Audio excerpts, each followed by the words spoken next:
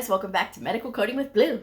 Today's episode is all about the pros and cons of working remote medical coding.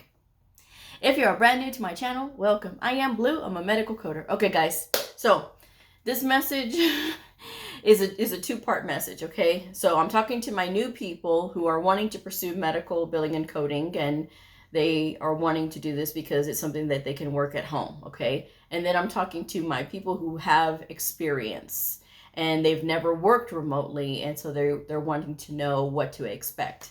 So the first thing that I will say is this: if you are brand new to the industry and this is why you want to pursue medical coding, not having anything to do with, that it's a really good and intelligent industry, but just the fact that you want to work remotely, this is something that you think that you would enjoy doing at home. Here's the thing: when it comes to working remotely, and if you have no experience in the industry at all, it's not just working in a new industry when you're working remotely at home, but it is that you're having to learn a whole new electronic health record. For some of you, again, not ever being in the industry at all, the health industry at all, and no experience with the electronic health record, you have to learn that. And even if you took a class or it was part of your course as a medical coder, introduction to electronic health records, everybody has a different electronic health record that they use. There's a lot of big names out there, but then there's small doctor's offices or smaller facilities that have smaller electronic health records. So everybody uses a different one. And so you have to go through the training process for that. That is the one thing that they will train you on when you're first starting remotely or starting in any job as a medical coder, is that they will train you on how to work their electronic health record. What they will not train you on is medical coding, because they're expecting you, once you are certified, to be competent already and not need them to hold your hand. Okay, that's what the school is for. That's not what the real world is for, and that's how employers will see that. So getting into this industry, sometimes in certain parts of the US, it's more prevalent to work remotely as a medical coder because it is a space issue. A lot of times on the East Coast and the West Coast, there are facilities that just don't have the room. So everybody, all the coders are working remotely. And if that's the situation that you're in, it's a situation that you're in. You can't really change it. However, if there is an opportunity for you, if you have no experience at all in coding, to work someplace, even shortly, even just for a little while, that's what you want to do, because you need that camaraderie and you need other medical coders around you to help you, at least in the beginning. I don't know why so many people resist me on this part. I'm just trying to set you guys up for success, because being a brand new person working remotely, getting a computer shipped to you, because that's what they do, is oftentimes these companies, if they're going to hire you, they will send you a computer to work with. You are given all the equipment by the company because they need to make sure that it is their equipment that you are using. So they'll send you your computer, and they'll send you like 2 monitors sometimes, so that way you have the dual monitors that you can be able to use. And they expect you to be able to have a secure area, because you are working with protected health information. This protected health information is protected by law, okay? It is protected by law, which means that you cannot have your monitors out willy-nilly for the entire world to see, even if it is your kids. I don't want to hear from people who tell me, well, Blue, my kids are too young to understand. If they can see your computer screen and they can see private information for those patients, you've just committed a HIPAA violation, and that is the truth. If they do not have a need to know and they're viewing your monitors, that is a HIPAA violation. Okay, and so again, you have to be in a secure area. So what you want to do is make sure that you have your monitors facing a wall so that nobody can walk up behind you, and that way you're in a secure area and you can make sure that that information stays safe and no one can see it. There's no prying eyes looking at it. And that's another thing that, if you're new to the industry, may be a little bit weird for you, because it's like, why wouldn't I be able to work at home and do all these things? Guys, working at home doing medical coding, it takes a lot of discipline. You have to be able to sit and be at your desk. And a lot of people think that, oh, I can just work whenever I want to because I'm working at home. I can make it up later. If you are logging into your computer after your work hours, because you will have to work specific work hours, because they will want you to be online when the providers are there. For example, if they need you to answer a question for them, or if they want you to be on at a certain time because of meetings and things like that, you will be on a schedule. This is not where you're not at an office so you can work whenever willy-nilly. That's not the case. A lot of times when you're working remotely, you have to be on a schedule and they want you there at a certain time. So if you are logging in after your work hours, again, we're looking at a HIPAA violation because you weren't supposed to be on the clock at that time. Why are you looking at records when you're not even on the clock? Again, you don't want to get in trouble for things like that. And if you are working, you need to be working. And that to some people is like, well, I want to do this so that I can stay home and raise my kids. If you are so distracted by your kids and they're requiring your attention all the time, your workload is going to suffer. One of the cons of remote medical coding is that oftentimes that quota that they have you working per day, or the average per day, is going to be a lot higher than if you were in a facility. Because in a facility, they kind of like, okay, they factor in that, people are going to get distracted because people are going to be coming in and out and that kind of thing. But if you are working at home, they're going to expect you to be not distracted, and they're going to expect you to be able to concentrate on what you're doing. So those productivity standards are going to be a little bit higher, and if you are running back and forth trying to take care of your kids, it's not going to leave you much time to be concentrating on your work. Because sometimes you have to sit and think about what kind of codes are you going to select and what is the order going to be and that kind of thing. So that's something that you have to be aware of when you're working at home. And again, it could be one of those cons for you because, maybe you didn't think about that. Maybe you didn't think that it was going to be that strict that you had to be working at a certain time. And a lot of times people will think, well, I can do this and I can do another job and I can work third shift. No, it's not like that. They want you to be on at a certain time, okay? It is a rare organization that will allow you to make your own hours. It is rare. Now, when I worked at home, I worked at home twice. And when I worked at home the first time for a level 1 trauma hospital, I was allowed to set my own hours whenever I wanted to work because the lady that ran the company, she was like a hippie. So she said she didn't care as long as you got your hours in, from Saturday to Sunday, as long as you got your hours in, it didn't matter to her. If you started to slack off, that's when, things started to go downhill for you. But if you knew you were supposed to be doing this many hours, and as long as you got them done, then that was okay. And for me, that worked out perfectly. But for somebody who's brand new to be able to be just given that option of like, you can work whenever, that's not going to happen. And the only reason that I had got that job working at home remotely was because I had extensive experience. Now, nowadays, sometimes it's getting a little bit harder for some new people to get in to working remotely. And I think that's a good thing because like I said, if you are brand new, you should be working in an office and you should have that time around other coders. It's only going to benefit you. And if you tell me, well, Blue, during the pandemic, I got hired, I didn't have experience, and I'm still working at home remotely, and I've never had any problems, but I guarantee you there's a lot of development that you missed out on that you just don't even know about because you've been at home the whole time and you haven't been around other coders probably. So there's a lot that goes on that, even you may think that, oh no, that doesn't happen to me. Yeah. Yeah. And so I'm just saying, guys, that it's something that you need to think about when you're working, when you want to work at home remotely.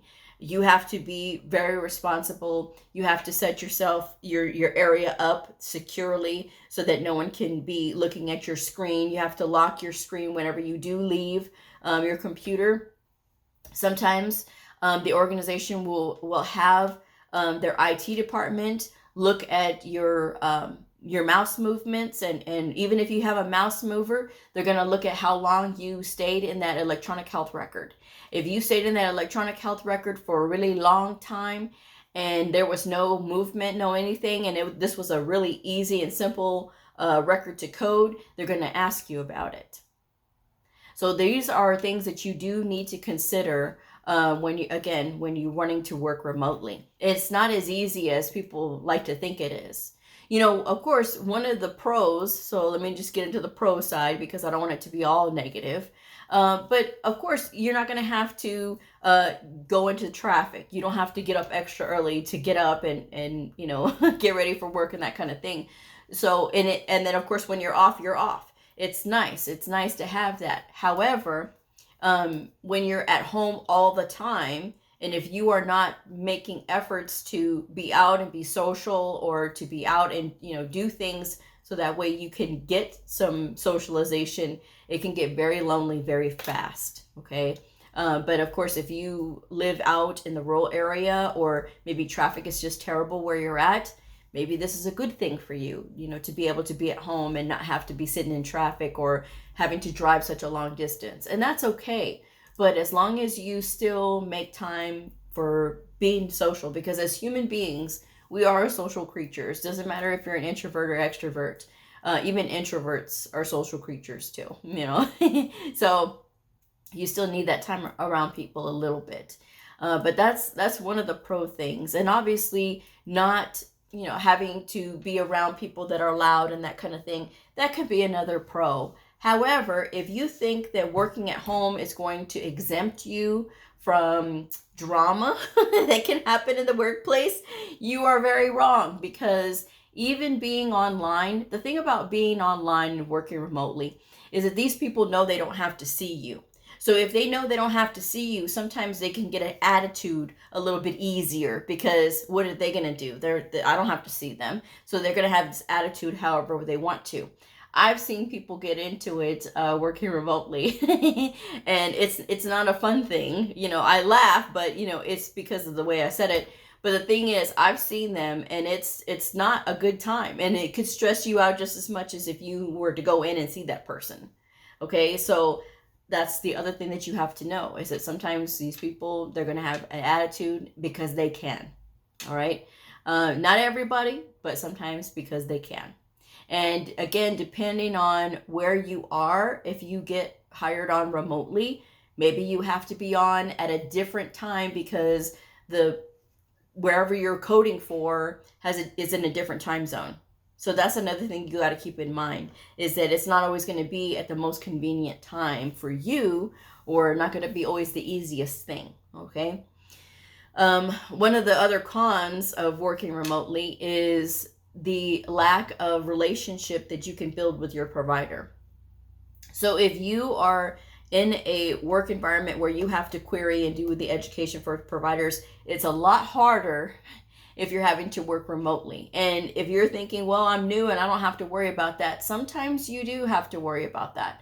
Sometimes that's why they hire you, because you're the certified coder and they don't know any better at their facility. So they hire somebody that's a professional, and you are that professional that they hire.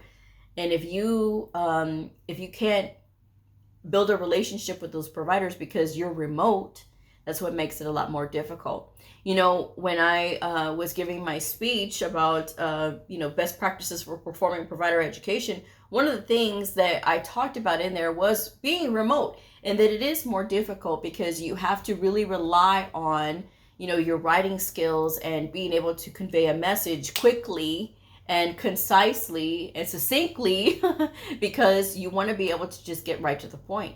Doctors don't have times to be reading, all these long messages. Oh, hi, I hope your weekend was good. No. Get right to the point. Get right to the point. That's what I would be like. I don't want to hear all this other stuff. I've had people even write to me, and they write this whole big paragraph, sometimes 2 big paragraphs, and then they get to their question right at the end. I don't have time. What is your question? Let's get right to it. And providers are going to be like that too, And so it's not the easiest thing in the world when you're working remotely to build those relationships, but it's not impossible, okay? It just takes a little bit of creativity. And sometimes you may have to go into the office, especially if you're in that area. You can make time to go to that office and to be able to talk to those providers. And they need to see your face, because still, I mean, yes, while we have all of these technological things, they don't always convey the energy of the person either. When I am on camera, I have to be extra extra energetic when I'm on camera, because on those days when I have been tired and I just kind of do the show and I'm like kind of going through the motions and things like that, I will hear from people who will tell me, Blue, you don't seem like yourself, even though I'm perfectly fine. But they will tell me because my energy wasn't punched up because I was tired that day. And I'm only human. I do everything myself, so but that's the thing. And you have to understand that when you're communicating on camera, it will bring down your energy a little bit. And that's what those providers are going to be seeing. And especially if you don't know that and you're just talking like normal, and they see, okay, well, this person's not, doesn't seem to be really engaged with this. They just seem like they're just telling me what to do instead of actually working with me. Those are things that you're going to encounter, when you're working remotely. So again, making the time to go into the facility if you can, if you're in that area, that would just be beneficial to you and to the provider. Okay. So that's just one of the other things that I would say. It's not really a pro or a con, but it is one of those things that is just a byproduct of working at home, So, and when I worked at home for the level 1 trauma hospital, I worked in the evenings. One of the cons of working when you're working off shift, as far as like when people are normally on and you're working the opposite shift, was I got all of the I got all of the hard stuff. I got everything that everybody skipped over, didn't want to do. And it was very difficult for me because I was just like, wait a second, I thought I was going to get some easier things to kind of go with and, be able to, code really quickly so my numbers could look good. Because with this organization, it was about meeting your productivity and your accuracy. The great thing about them was they rewarded people who met their productivity and their accuracy with quarterly bonuses. And that was really nice. However, if you're not meeting those because everybody else is doing the easier things and you're left with the hard stuff, it gets kind of like, what do you do? So with that said, I did work with my supervisor at the time, and she was just like, oh no, we're going to have to talk about this. There's skipping going on. So I was allowed a little bit more time because I was getting all of those difficult ones. Well, those difficult ones also did a good thing for me because it made me a stronger coder. I mean, I'm not scared of anything. There's nothing about coding that scares me. There's things I don't like. Obviously, there's certain specialties that are like, but for the most part, there's nothing that I'm scared of. I'll do anything, because I get it. I mean, sometimes it takes me a couple of days to figure it out, but I do my research and I know how to do my research so that way I can figure it out. However, when you're going through this process and you're learning how people are, especially working remotely, and I was able to get stronger just because I was coding so many hard things, and those hard things weren't so hard for me after a while. And so, I mean, again, I can take on any challenge when it comes to coding and be like, okay, I can do this. It doesn't scare me anymore because, again, I know how to figure it out. And that was one of the things that job taught me. I always say it was like the Marine Corps of medical coding because that's how tough it was. And you had to be on your A game, which was one of the things that I learned when I worked remotely, So that's one of the things that you're going to learn. I mean, obviously, if you want to skip working in an office because you say, well, I don't want the drama and I don't want this and that, you're not going to be exempt from it working at home. It's just going to be even worse because when you work at home and somebody doesn't want to respond to you, they can turn off their light. They cannot respond to your messages, which is even worse. If somebody's not responding to your messages, there's nothing worse than that, especially when you need help. Okay. So, but again, that's what you're going to run into if you're working remotely. Now, obviously, there are some places where people are very, very gracious and they want to help you. And I mean, you may get lucky. You may have that. And I hope that you do. But that's not always the norm. So you can't go out expecting it. I would rather tell people expect this, and then if something else great or better happens, then, hey, that's great, that's wonderful. Rather than tell everybody the sunshine and rainbows, not the most difficult parts, and then all of a sudden when they're faced with reality, they're hitting the difficult parts and they're like, what do I do? At least I'm telling you, hey, this is what could potentially happen when you're out there and you're brand new. Okay, so it's learning the electronic health record. It is making sure that everything is secure.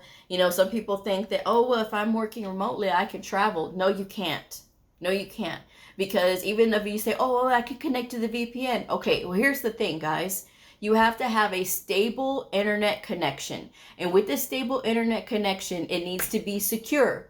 Now, there was a lady that didn't want to put in for leave, and she took her computer, her laptop, down to Mexico and connected to the Wi-Fi all willy-nilly. Well, within a few minutes, there was the IT department asking her what was she doing, where was she at, and she lied to them and said, oh, she's at home, she's coding, she's doing her job. And they said, no, you're not. We just see you connected to the Wi-Fi at this resort hotel in Mexico. You better bring our computer back and log off right now. Well, she got fired.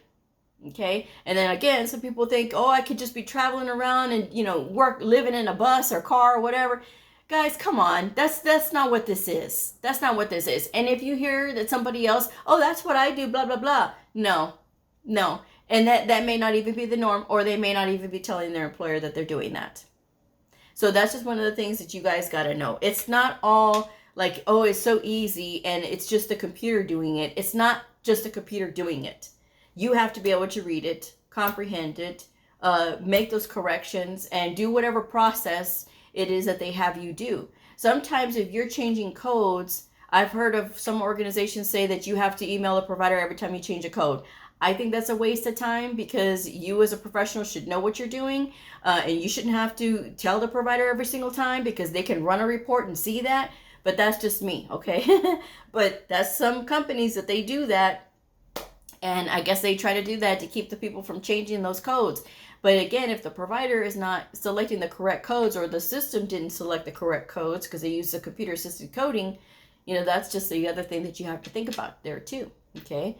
And so that's just a part of working remotely. Okay. And like I said, you can avoid all of this as a new medical coder by spending the time in the office first, whatever you can. And sometimes they say, oh yes, we're remote, but we expect you to work with us on site for 3 months. That's a good thing. That's a good thing, because then you get that exposure to people and they can help you to learn, and it could be easier for you to understand and do all of these things, and then set you up for success when you're working remotely. All right. And that's just one of those things. But this working remotely should not be the reason that you pursue this career field. If it is, you're going to find yourself miserable, because there's a lot of things that go into being a medical coder and to getting into this industry. There's a lot that goes into it, not just remote medical coding. And if you've never worked remotely before, if you're just romanticizing it because you think it sounds like the greatest thing in the world and you don't know what it is very lonely. My second experience working at home, my first experience working at home was great. I didn't mind it because, again, I was working when there's no other people online except for some people that worked in Alaska, which was okay, but I mean, I had conversations with the lady that lived up there, and it was okay, but when you are, that's all you're doing is you're at home 24/7, like what I was when I was in the pandemic, 5 months at home, miserable. Okay. Miserable. I couldn't stand working at home. I was miserable for those 5 months that I was at home. I was like, oh no, I can't do this, because it's too much. My home is my home. I like my home to be my sanctuary. This is not where I 24/7 work. And that's how I felt, because I would wake up in the morning, I would work, I would get off in the evening, and then I would go and, do the show, and then I would go to sleep, get up in the morning and work again, get off from work, and then go back and do another show. And it was just one thing after another. And I was like, no, this is not for me. I don't like this. because before, when I had my first remote medical coding job, I had my social situation all set up, right? I was doing a lot of things with the church and everything was great. However, of course, during the pandemic, it was like nothing. I mean, everything was shut down and you could go nowhere. And it was just so, I could not stand it. And so that's why I was like, that is not for me. It is not for me to work remotely. And I say this on me, okay? But I will say this for you as somebody who's never been in it. You need to consider all of the ramifications of working remotely. You need to think about that. If you say, oh no, it's going to be the greatest thing because I don't have to deal with your drama. Again, you never know. And people tend to have an attitude if they know they don't have to see you. I know, because I still go through it, because there's people who still, they work remotely and, oh yeah, okay, they think they can talk in all kind of crazy ways because they're working remotely. They don't have to see you. Unfortunately, that's the case.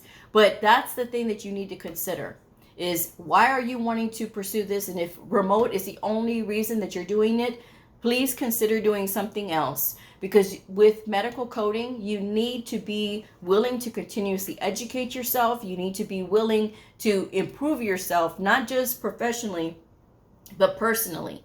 And I've talked about this before where, you have to work on your communication skills. You have to work on your ability to be able to do your research and things like that, because all of these things are important to being a successful medical coder and to actually having fun with, your work and figuring things out, because it does turn into a puzzle and you will be like, oh yeah, now I get it, And so some people enjoy the puzzle, and for some people it frustrates them because they don't understand.